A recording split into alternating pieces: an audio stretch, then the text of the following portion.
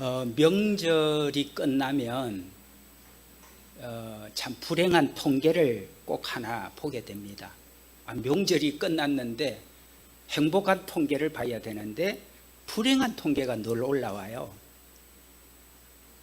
아니, 명절이 어떤 날이에요? 정말 풍성하고 넉넉하고 많이 수확한 자나 적게 수확한 자나 모두가 다 서로 함께 나누면서 기쁨을 얻는 날이 명절이지 않습니까? 오랜만에 헤어져 있던 가족들도 만나고, 그래서 한가위 같은 기쁨이 명절이라고 우리는 얘기를 하게 됩니다. 그런데 명절이 끝나면서 불행한 통계는 또 뭐냐? 그것은 가정 문제로 인한 소송건이 증가를 한다는 겁니다.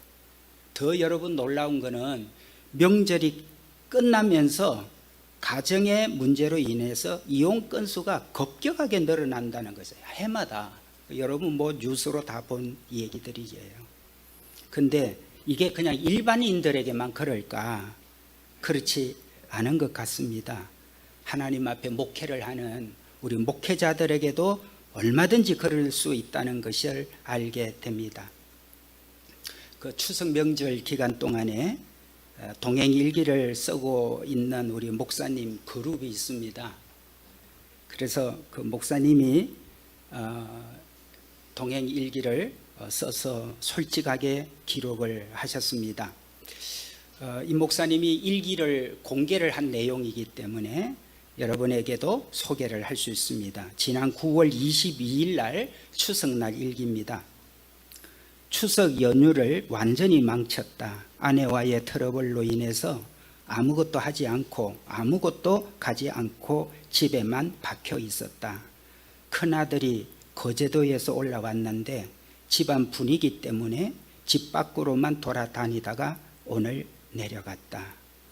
아이들에게도 미안하고 찾아뵙지 못한 어머니에게도 죄송하다. 예수님께서 온전히 내 안에 계시다면 이렇지는 않았을 것이다. 어떻게 해야 주님처럼 온유하게, 그리고 이런 상황을 지혜롭게 해결하여 행복한 가정을 이룰 수 있을까? 주님 도와주세요. 이 일반인 얘기가 아니고 목사님의 솔직한 그런 일기입니다. 추석 다음 날 23일 일기입니다. 내 자신이 아직 용서가 안 돼서인지 일이 손에 안 잡힌다. 그래서 더욱 십자가의 주님을 바라보았다. 마음의 불안이 사라지며 평온을 점점 회복하게 됐다. 방황을 거치고 말씀을 준비하며 주님을 바라본다. 유기성 목사님의 설교를 들으면서 나는 언제나 저런 경험을 할 수 있을까 기대하며 오늘도 주님과 함께 길을 걷는다. 목사님의 일기를 제가 늘 읽고 늘 댓글을 달아드립니다. 원해서 생긴 일이겠습니까? 계획적으로 한 일이겠어요? 불현듯 일어난 일일 겁니다. 그래서 목사님 마음이 얼마나 힘들고 괴로울까. 그런데 그것을 주님과 이제 날마다 동행을 하기로 했기 때문에 이 부끄러운 모습 감추지 않고 숨기지 않고 공개를 하면서 일기에 올려놨습니다. 제가 목사님에게 댓글을 달아드렸습니다. 목사님, 목사도 역시 인간입니다. 그러나 우리가 주님 때문에, 주님이 나를 언제나 이끌어 주시기에 목회도 하고 아빠, 남편 역할도 하는 것 같습니다. 목사님 응원합니다. 힘내세요. 그랬습니다. 그랬더니 24일 엊그제 일기입니다. 주님께 사랑 고백을 하며 일어났다. 주님과 동행하니 같은 죄를 반복해서 짓는 것에서 벗어나 자유함에 이르니 마음에 평안과 담대함이 생겼다. 유혹이 와도 예수님의 이름으로 대적하며 십자가를 바라본다. 개가 그 토한 것을 도로 먹는 더러운 짓을 하지 않고 오직 주님만 바라보며 오늘 하루도 승리를 기대하게 된다. 오늘은 유난히 천국이 그리워졌다. 나를 위해 준비되어 있는 참 좋은 곳, 아버지 집이 그리워졌다. 주님, 지금 현재의 내 삶에도 천국이 되게 하소서. 여러분, 우리가 날마다 주님과 동행하자는 것은 우리가 완전하기 때문에 그렇게 하자는 거 아닙니다. 참 저분은 뭐 흠이 없는 사람이야, 뭐 문제가 안 생길 사람이야. 그래서 우리가 주님과 동행하는 게 아닙니다. 우리는 순간순간 넘어집니다. 순간순간 나도 내가 왜 그랬는지 분간이 안 될 정도로, 오늘 이 목사님 고백이 이 목사님의 고백이겠습니까? 사실 우리 모두의 고백이지. 우리의 모든 것을 가장 솔직하고 정직하게 우리에게 나타낸 그런 고백일 것입니다. 유기성 목사님이 주최한 행복한 가정 세미나 2019년도에 있었습니다. 그래서 이 행복한 가정 세미나가 예수님과 이게 동행에 관련되어진 그런 프로그램이라서 참석을 했습니다. 강의를 듣다 보니까 그 강의 한 책 가운데 이런 내용이 있습니다. 생일을 맞은 남편이 밥상을 받으면서 김치와 밥만 있는 걸 보고 가벼운 투정을 부렸다. 그래도 오늘은 내 생일인데 미역국이라도 좀 끓이지. 이 말을 들은 아내가 매섭게 면박을 주었다. 돈만 많이 벌어줘봐. 미역국이 아니라 날마다 고깃국을 못 끓여주겠어? 남편은 IMF 때 회사의 부도로 8개월째 월급을 받지 못하고 있었다. 남편의 마음을 모르는 바 아니지만 아내 역시 속이 부글부글 끓고 있는 터라 부드럽게 말을 하지 못했던 것이다. 남편은 아무 말 없이 수저를 놓고 출근을 했다. 다음 날도 그 다음 날도 아침을 거르고 출근을 했다. 아침을 안 먹으면 죽는 줄로만 알던 남편이 아내의 그 말 한마디에 깊은 상처가 되어 매일 아침 밥을 먹지 않고 출근을 한다. 아내는 미안한 마음에 몇 번이나 화해를 시도했지만 남편의 굳게 닫혀진 입은 도무지 풀리지를 않았다. 어느 날 여전히 아침밥을 거르고 출근을 하는 남편의 앙상한 어깨를 바라보며 아내는 그만 울음을 터뜨리고 말았다. 북받치는 서름과 남편에 대한 예처로움이 서로 교차하면서 울음이 터진 것이다. 남편의 마음을 어떻게 위로할까? 그리고 내 마음은 누가 이해하고 위로해 줄까? 누가 나와 함께 울어줄 사람은 있을까 생각이 들자 아내는 펑펑 울고 만 것이다. 많은 아내가 잘 살아보려고 몸부림치지만 오히려 자신도 모르게 남편을 파괴하고 있다는 걸 모를 수 있다. 남편의 가장 치명적인 상처는 아내로부터 남편으로서의 자존심의 손상을 입는 것이다. 다른 사람에게 입는 자존심은 웬만하면 다 참고 넘어가지만 아내에게 자존심이 꺾이면 남자는 마치 죽은 사람과 같이 된다. 이렇게 강의하는 것을 듣게 되면서 이 행복 세미나를 제가 좀 일찌감치 들었더라면 교회 안에서도 정말 우리가 신앙생활 하면서 첫 번째, 예수님 믿어서 첫 번째 복이 뭐라 그랬죠?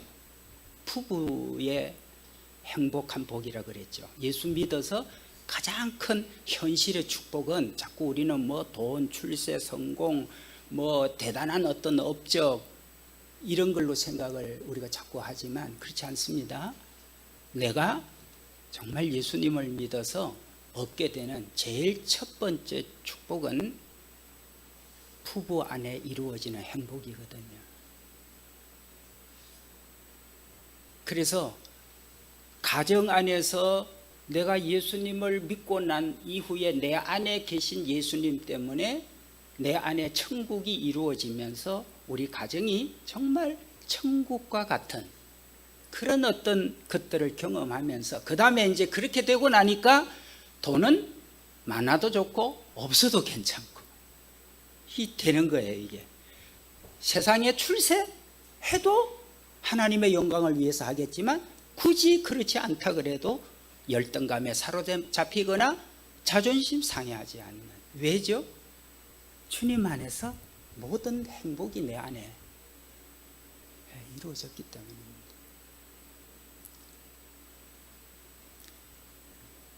혹시나 여러분들이 오늘도 이 설교를 들으시면서 아유 그 목사님이나 그렇죠, 또 몇 사람이나 그렇죠, 이제 이래서 이게 안 되는 거예요. 그렇지 않습니다. 몇 사람의 전용물이 아닙니다. 몇 사람만 특혜받는 게 아니라는 겁니다. 누구든지 주님을 마음에 영접해서 주님을 믿는 자가 되어지고 정말 내가 주님 안에 거하고 주님도 내 안에 거하는 생활이 되다 보면, 그래서 여러분이 아유 내가 예수 믿기 참 잘했구나, 이게 예수님을 믿고 산다는 거구나, 이걸 예수님을 믿고 행복을 누린다는 거가 바로 이런 거구나, 그것을 여러분들이 간증할 수 있고 이거를 사람들에게 증거할 수 있게 될 것입니다. 어떻게 믿기지 않는 남편을 믿을 수 있습니까? 때로 그럴 수 있죠. 믿기지 않는데 어떻게 믿느냐는, 어떻게 믿기지 않는 아내를 믿을 수 있습니까? 네, 그럴 수 있습니다. 그러나 우리에게는 기막힌 비결이 하나 생겼잖아요. 뭐죠? 예수님을 통해서, 내 안에 계신 주님을 통해서 남편을 대할 수 있고 아내를 대할 수 있어요. 어떤 분이 저에게 목사님은 부부싸움 안 합니까? 하는 얘기를 제 평생에 딱 2번 들어본 기억이 납니다. 목사님은 부부싸움 안 하느냐고. 제가 대답해 드릴까요? 그냥 궁금하게 내버려 둘까요? 네.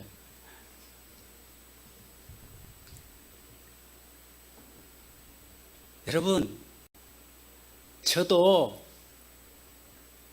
얼마나 형편없는 남편이고 아빠였겠어요.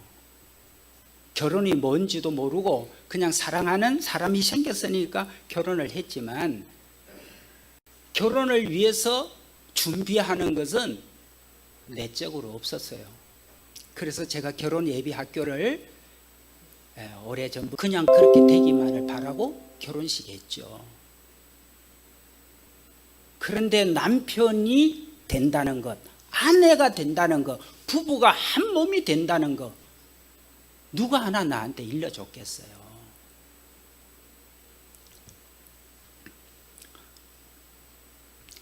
여러분, 저도 시력이 점점 나빠지면서 결국 안경을 쓰게 됐습니다. 시력이 나빠지니까 뭐 안 보이는 게 여러 가지지만 제일 힘든 게 글이 안 보이는 거예요. 목사는 끊임없이 글을 읽고 끊임없이 글을 써야 되는 사람인데, 그래서 안경을 맞춰서 쓰게 됐습니다. 여러분, 안경을 써서 맞춰서 이제 써야 되니까 얼마나 잘 보이는지 몰라요. 답답한 게 없어요. 이제 시원하게 모든 걸 다 볼 수 있게 됐습니다. 안경을 통해서 모든 걸 보니 잘 보이고 답답한 마음이 다 사라졌습니다. 여러분, 우리가 예수님을 믿는다는 것은 교회 와서 예배 한번 드리고 가는 게 예수 믿는 게 아니라 그것은 예배 드리는 것이고 내 하루 24시간 우리 가정에서 일터에서 부부, 부모, 자식 사이 우리의 모든 환경에서 내 안에 계신 예수님 때문에 내 마음도 예수님의 마음을 갖게 되고, 그래서 예전에 예수 믿는 것은 내가 제사함 받고 그리고 예수님 믿어서 이제 속죄를 받았으니까 내가 구원을 받게 됐고 그 구원을 받은 나는 죽어서 이제 천국 간다. 이게 예수 믿는 전체인 것처럼, 그러니 실생활 속에서 예수님은 찾아볼 수가 없었어요. 오늘 이 시간에도 우리가 주님의 말씀을 들으면서 내 실생활 속에서 정말 내가 주님을 내 스스로도 찾아보기가 어렵다면 이제 다시 내 실생활 속에서 내 마음 안에 계신 주님을 여러분이 계속 찾을 수 있어야 됩니다. 그 찾아보는 방법이 뭐냐? 동행일기를 써보는 겁니다. 그래서 제가 10월부터 때는 우리 단톡방에 질문 6가지를 내가 올려드릴 겁니다. 그러면 그걸 보면서 오늘 하루 내가 가정에서나 또 직장 뭐 여러 가지 일들 사람 만나고 하면서 내 안에 정말 주님이 계셨구나 하는 걸 여러분이 확인해 볼 수 있는 그런 시간을 여러분에게 드리려고 합니다. 어느 집사님이 그 부도가 났습니다. 평생 동안 헤어날 수 없는 부도가 확정이 되어진 날, 차를 몰고 한강변으로 갔습니다. 극단적인 마음이 계속 그런 새겨놨지만은 내 아내의 얼굴이 계속 떠오릅니다.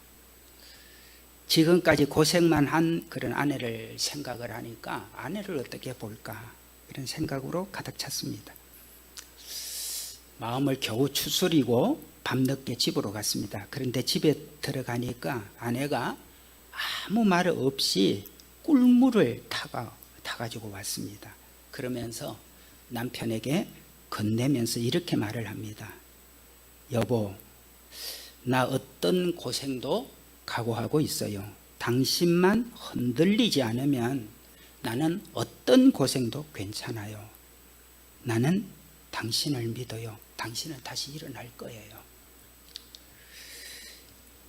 극단적인 생각까지 했던 이 남편은 아내의 그 말을 듣고 역시 울음이 터졌습니다. 그날 밤 아내의 손을 잡고 실컷 울고 난 남편은 새롭게 일어나기 시작을 합니다. 사글세빵을 전전긍긍하면서도 이들은 더욱더 신앙생활을 잘하게 됐고 주님의 사랑을 정말 절실히 느끼는 정말 행복한 부부가 되어버렸어요. 사업도 다시 회복되기 시작을 했습니다. 여러분, 이게 우리가 예수님 믿는 간증이죠. 그래서 당신도 교회 좀 와보라고, 당신도 예수 믿으면 행복해진다고 말할 수 있게 되는 거죠. 이런 글도 있습니다. IMF로 실직을 당하고 오갈 데 없는 신세가 된 어떤 남편이 날마다 자신감을 잃고 있었습니다. 파출부로 알바를 나가는 아내가 나가면서 편지 봉투 하나를 손에 쥐어주고 나갑니다. 산에 올라가서 그 봉투를 펴보니 잘 다려진 빳빳한 돈 3만 원, 그리고 편지 한 장이 곱게 들어 있었습니다. 편지에는 이렇게 써 있었습니다. 여보, 당신은 직장이 없어도 돈을 못 벌어도 그래도 내 남편이에요. 당신이 있는 곳에 나도 있을 것이고 당신이 가는 곳에 나도 갈 것이니 낙심하지 마세요. 당신은 잘 모르겠지만 당신이 내 옆에 있다는 것만으로 나는 행복해요. 진작 이렇게 말을 하지는 못했지만 당신을 정말 사랑해요. 당신을 사랑하는 아내가. 여러분, 우리가 세상을 살다 보면 누구든지 자기를 믿어주는 사람이 필요해요.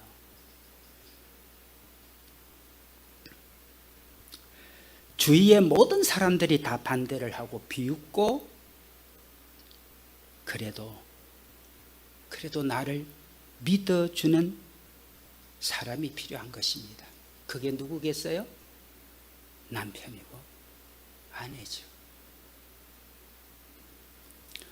모든 것들이 뜻대로 되지 않을 때, 남의 공격을 받을 때, 또 실패를 했을 때 그래도 끝까지 끈기, 용기, 자신감을 북돋워 줄 수 있는 그 사람이 남편이고, 그 사람이 아내고, 그 사람이 부모고, 그 사람이 자녀입니다. 이런 가정이 되어지면 오늘 당장 저녁에 때거리가 없어도 그 가정은 천국을 누릴 수 있어요. 그것은 여러분이 굳이 전도를 하지 않아도 주변 사람들이 보고 저 가정은 정말 신기하다. 예수 믿으면 저렇게 되는 걸까? 나도 한번 교회 가볼까? 생각 안 되겠습니까?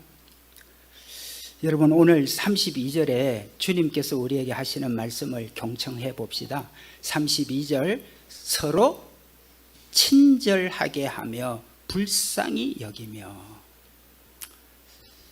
우리가 주님 안에 거하는 생활을 하게 되고, 내가 주님을 믿어서 주님이 이제 내 안에 계시기 때문에 우리 안에 일어나는 마음의 변화 중에 하나가 상대를 바라보면서 무슨 마음이 들죠?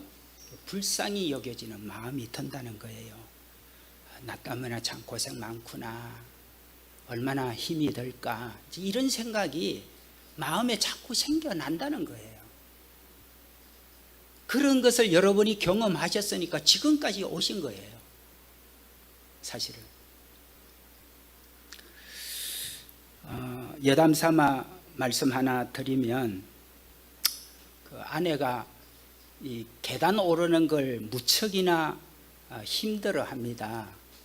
그 이제 사택이 5층이 되다 보니까, 또 엘리베이터가 없는 연립이 되다 보니까 5층을 이제 걸어 올라가는 걸 참 힘들어 해요.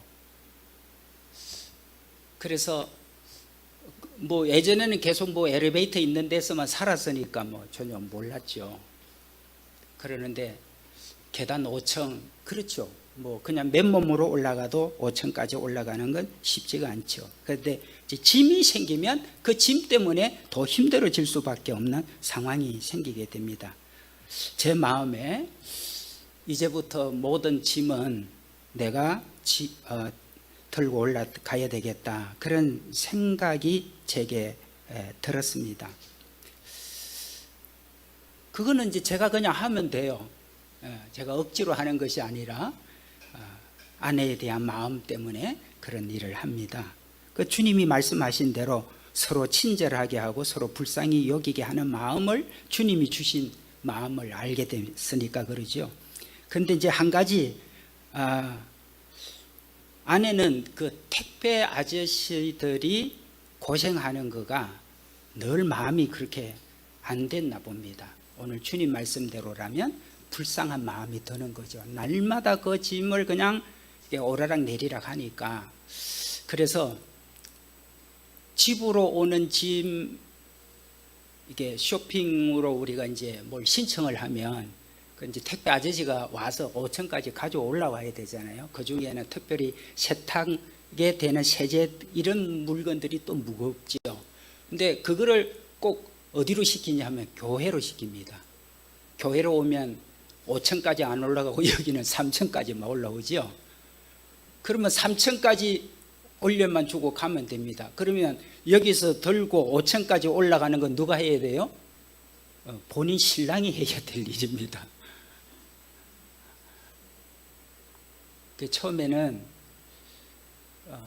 아니 뭐 그분들은 직업으로 하는 건데 또 뭐 그게 당연히 해야 될 일이기도 하고, 그런데 아내의 마음에 택배를 하시는 아저씨들의 그 예처로운 마음, 오늘 주님이 주시는 말씀으로 정말 그들을 향한 긍휼히 여기는 마음, 나라도 하나 힘을 들어주면 그분이 얼마나 편할까. 그래서 삼청으로 교회로 보냅니다. 그리고 나머지는 제가 택배 기사가 됩니다. 여러분, 우리가 세상을 살아가면서 크고 작은 일 속에 상대에 대한 얼마나 힘들까, 얼마나 그게 어려울까, 그런 마음이 우리 안에 일어나도록 하게 하는 분이 누구라는 거예요? 주님이 우리 안에 계셔서. 여러분, 만에 하나 여러분 아이들이 아주 그냥 우라통 터지게 만들어요. 정말 막 머리 뚜껑이 열리는 일을 만들었어요. 그래서 나도 모르게 막 아이한테 혼을 내켰어요. 그런데 저녁에 돼서 애가 학교 갔다 들어오는데 오늘따라 왜 그렇게 애처롭게 보입니까? 그게 뭐죠? 주님이 내 안에 주시는 오늘 말씀처럼 서로 친절하게 하며 불쌍히 여기며 서로 용서하기를 하나님이 그리스도 안에서 너희를 용서함 같이 하라.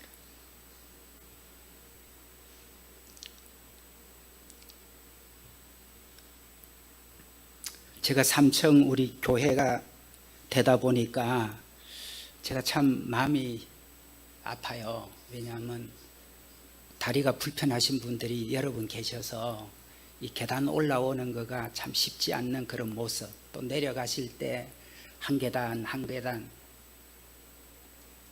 그게 참 마음이 힘들어요.